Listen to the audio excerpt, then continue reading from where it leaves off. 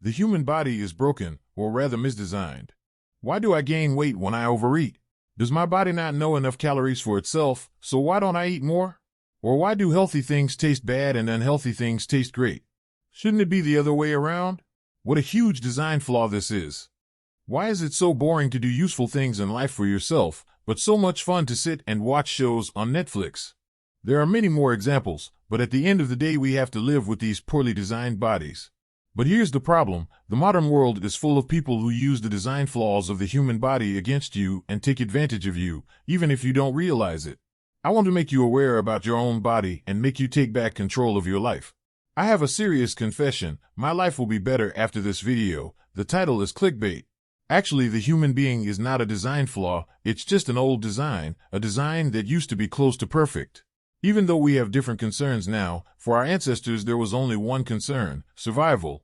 The first representatives of humans, the hominids, who lived 4.5 million years ago in eastern and northeastern Africa, these ancestors, not so different from apes, did something different: they stood on two legs.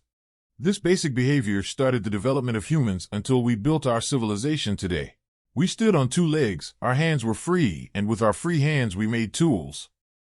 With tools, hunting became easier, the need for muscle power decreased, energy went to the brain, our brains grew. The more developed the brain, the more developed the tools. Those with more developed brains survived more easily and produced more.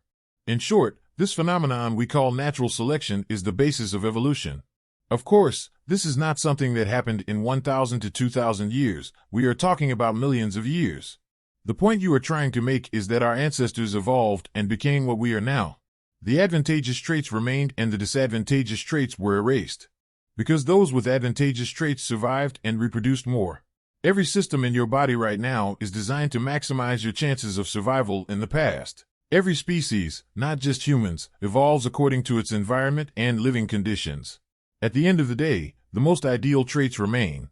Evolution is a wonderful thing, but we have a problem: the civilization we live in is changing too fast for our bodies to keep up.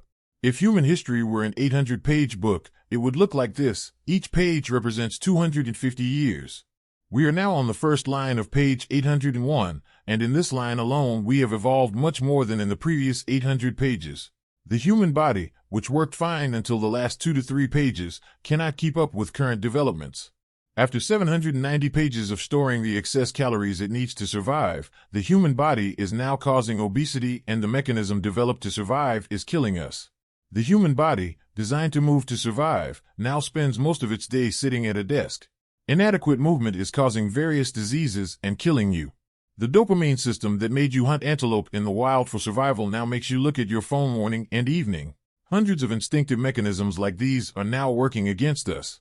Fortunately, there are ways to adapt these mechanisms to today's world and take advantage of them, and I will tell you about them. But first I need to tell you exactly which mechanisms, by whom, and how they are used to manipulate us, to take our money, to steal our time. Excessive pleasure kills. If you told an ancient person that in the future people would die from eating, what kind of shock would he or she experience? Not from starvation, but from eating. Every year 4,720,000 people die from obesity.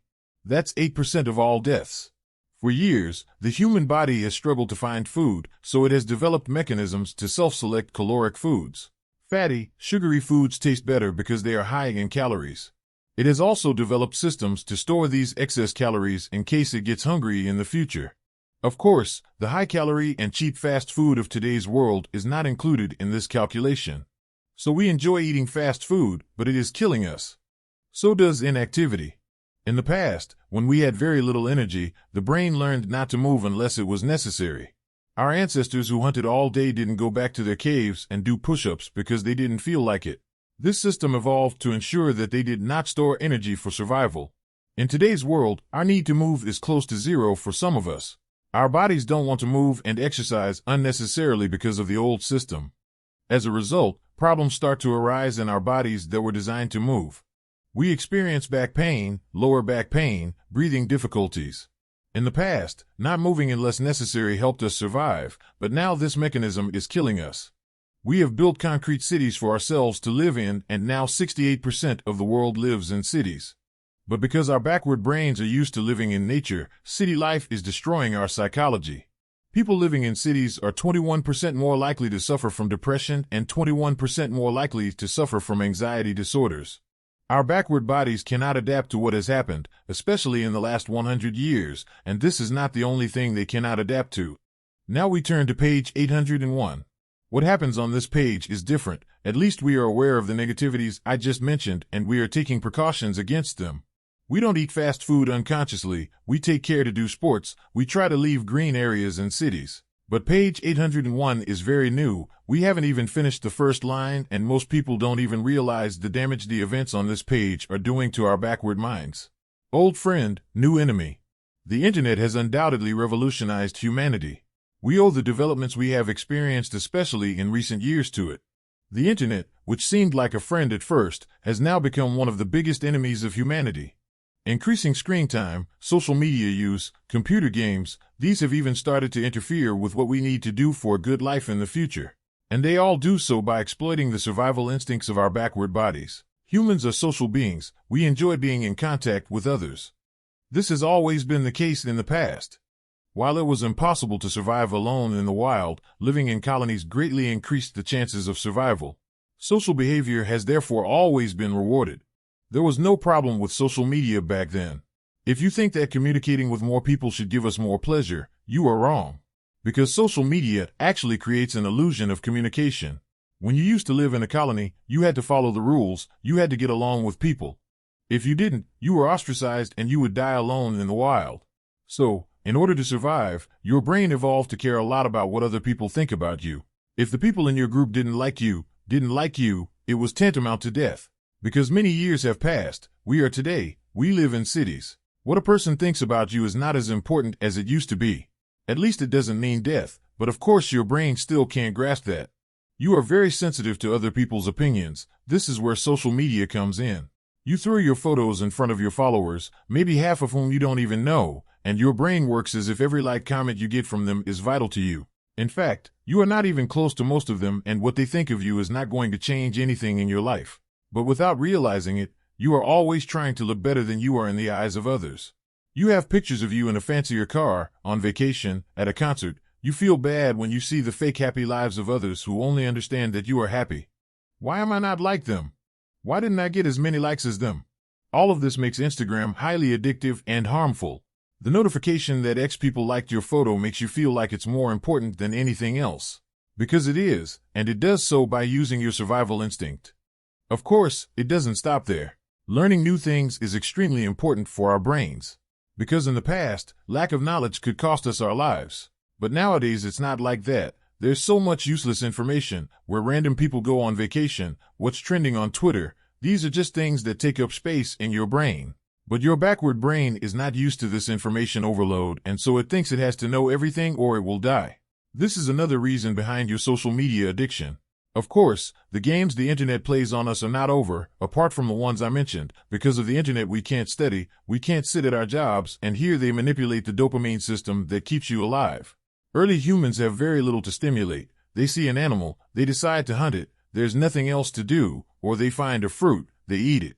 I'm going to address something here that you probably misunderstand. Dopamine is not released after the action, but before you take the action. In fact, dopamine is what motivates you to do that action. For example, you see a fruit on a tree, it releases dopamine and you eat it.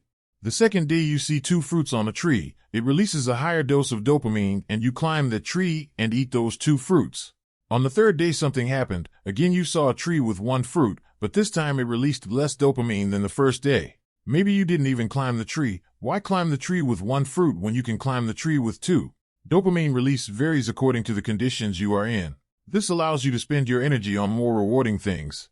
In the past, this made survival easier. In today's world, it's different. The internet is full of fun, seemingly more rewarding things, video games, TikTok, YouTube videos. It's much easier for the brain to do these things. It perceives consuming this highly rewarding content as something vital, because it is designed to feel that way.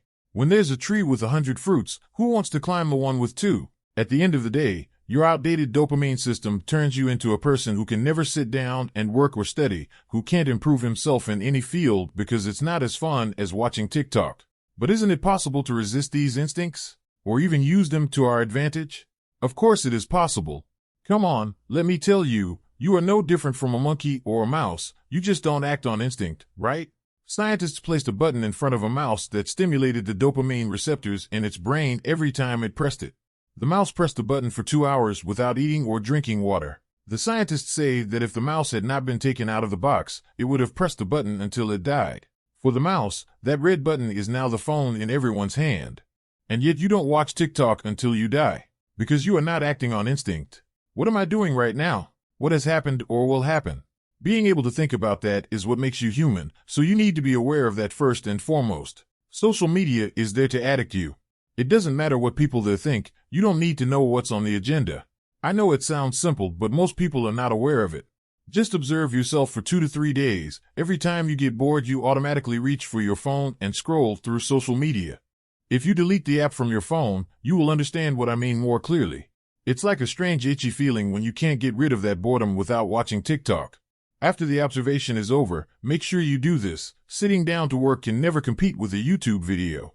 Especially don't spend time on the phone before your responsibilities. If you think, it's 3 to 5, I'll start working at 5, I'll check Twitter for 3 minutes, you're screwed.